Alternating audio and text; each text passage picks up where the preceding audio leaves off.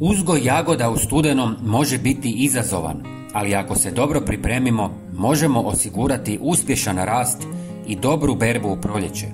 Najvažnije je započeti s pravilnim pripremama tla, jer su jagode biljke koje zahtijevaju plodno i dobro drenirano tlo. U studenom temperature padaju, pa je ključno zaštititi biljke od hladnoće.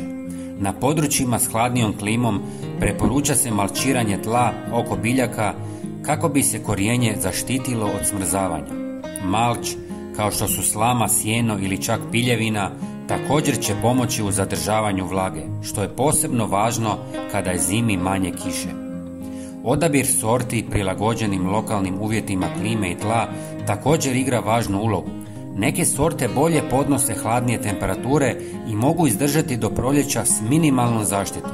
Uz to, u ovom periodu treba obratiti pažnju na zalijevanje.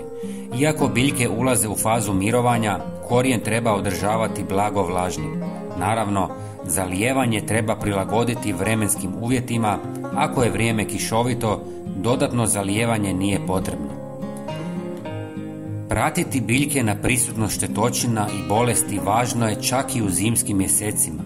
Iako su štetnici manje aktivni, mogu se povući u zemlju oko korijena, pa je važno redovito pregledavati biljke i po potrebi koristiti ekološke metode zaštite.